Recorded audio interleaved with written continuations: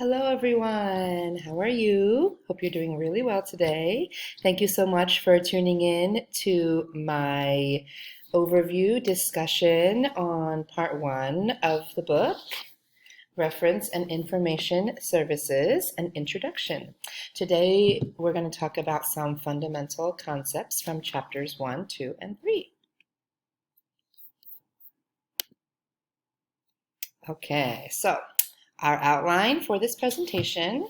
First of all, I'm going to give you an introduction to reference and information services.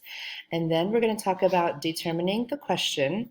And last, we are going to try finding the answer. Again, all of my information is from this book, Reference and Information Services, 4th edition by Kay Ann Cassell and Uma Hiermath. So let's get started. Do you ever feel like you are drowning in a sea of information?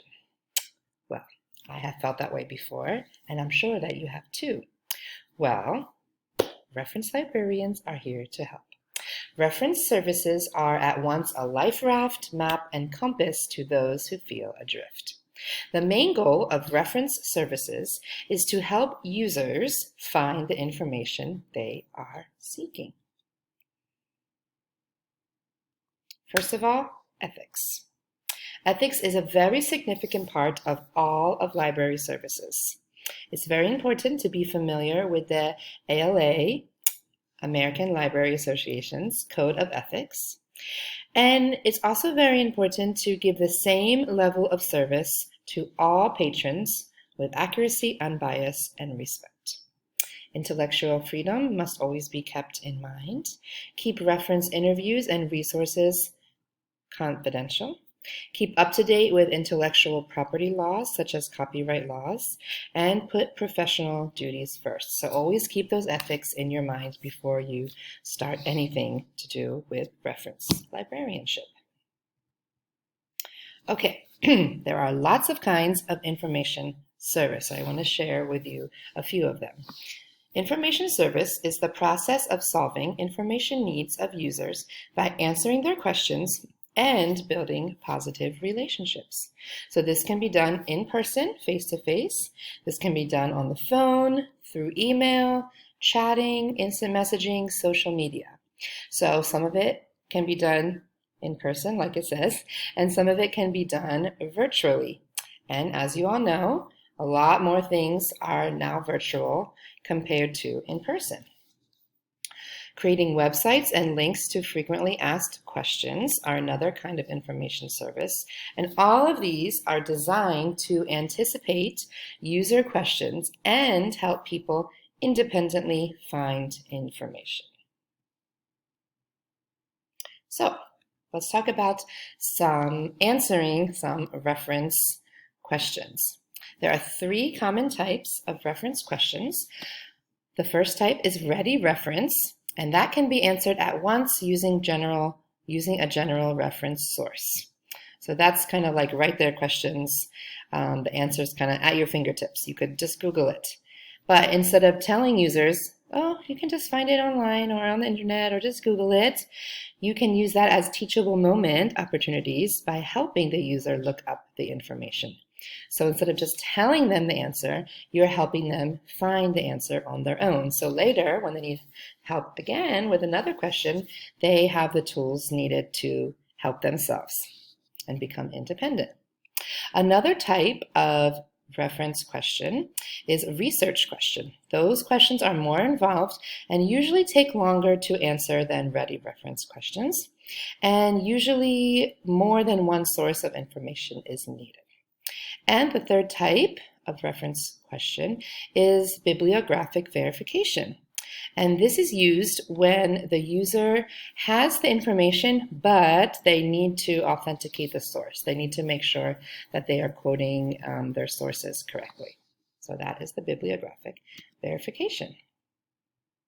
So next part is determining the question. Reference interviews is a big part of what reference librarians do all the time. And giving the right answer to the right question is the most important part of the reference interaction. So let's find out more about this reference interview. Effective communication is key. So here's a guy with a sign, the end of the world is coming. So the reference librarian says, I recommend a book on short stories. So that's a little funny. And also, for the reference interview, many things are important, but 3 key points are, number 1, contact. Number 2, finding out the need that the user has. And number 3, verifying that the answer provided is what was actually needed. Okay, so here is how you can conduct the reference interview. First of all, you're going to establish rapport with the patrons, with the user. You're going to negotiate the question. You're going to develop a search strategy and explain that to the patron. You're going to locate and evaluate the information. You're going to make sure the question is answered fully, and then you're going to close the interview. And I thought this part was really interesting. It is interesting that the user often values the behavior of the librarian more than the answer. And I really think that is something to keep in mind as I start this journey of becoming a librarian. It's all about how you make the patron and the user feel. Because I remember growing up, going to a lot of different libraries, and there was one in particular where the librarians were very grumpy. And no offense, but they were older ladies, and I just felt like I didn't want to ask them questions. I wasn't like scared of them, but I just felt like they were not very approachable. So because of their behavior, I was hesitant to ask them for help. So more than just being able to give the answer or provide the way to find the answer, the behavior of the librarian is very important. So keep that in mind. Okay, finding the answer. 3 steps. Number 1 is to categorize the answer. Okay, there are millions of questions that people are going to have, so you can put those questions into categories. Is the question time-consuming, or is it kind of a quick answer? Most questions can be answered within about 15 minutes of research, no more than 15 minutes, if it's just a kind of quick answer. Is the answer simple or complex? Is it current or retrospective? Is it specific or is it cross-disciplinary? Is it single or multi-source? Is it user appropriate? After you kind of figure out what kind of question it is and categorize it, then you can visualize how the final answer will appear. Will it be in internet, database, or print? Will it be textual, graphical, or statistical format? Or will it be in a reference, circulating, or children's? And third, test the waters to check if the answer is going in the right direction. Keep checking in with the patron, with the user, and make sure that the answer is kind of getting there and you're heading in the right direction. That can be done through creative browsing, through subcategorizing, and through overviews. And there are different types of answers. Some answers are value-added answers, and these answers go beyond just giving correct resources. It organizes the material, puts resources in order of the priority, anticipates potential research needs, and also presents the answer with enthusiasm. Another type of answer is skilled answers, which is the best sources are selected by locating the right resources. And the last type of answer is elementary, and that is when you need to use and utilize collaboration and strategizing. Because maybe you don't have the specific information that the patron is looking for. So you need to collaborate with other libraries and other places that might give them the information that they need. Here's a good quote that I got from the book that I thought was interesting and kind of helps me realize that it's going to take time to become a good librarian. Doing a good reference interview takes skills that come only with practice. I never even thought of the steps that go into having a reference interview, and then one throughout the reading, I was like, okay, yeah, these are very important. All different kind of people from different walks of life, different cultures are going to come, and I'm going to need to know how to answer them. And that comes with practice, time and practice. Game plan for reference answering. Here is a game plan. Clarifying informational need.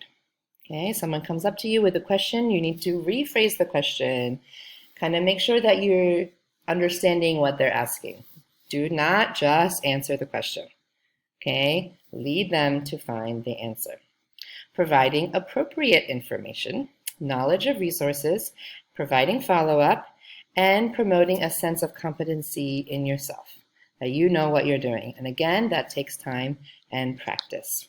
I was watching another YouTube video, and that was interviewing different reference librarians. And one of the questions was, what is the #1 question you get as a reference librarian? And a lot of the librarians on the panel said, where's the bathroom? And I thought that was kind of funny because you think it's going to be some, important question, but a lot of people just ask them, where's the bathroom? I'm sure they asked other questions as well, but that's the #1 question that a lot of them got. So hopefully you know where the bathroom is. Okay, anyway, 3 major reference tools that you will use as librarians, as reference librarians, are the library catalog, electronic databases, and the internet. Now, this is just an overview of the fundamental concepts of reference librarians. In future videos, we will get more in depth into all these kind of areas, but that's all for today. Thank you so much for listening. I hope you learned something new or were reminded of something. If you have any questions, please let me know, and I'll talk to you later. Bye.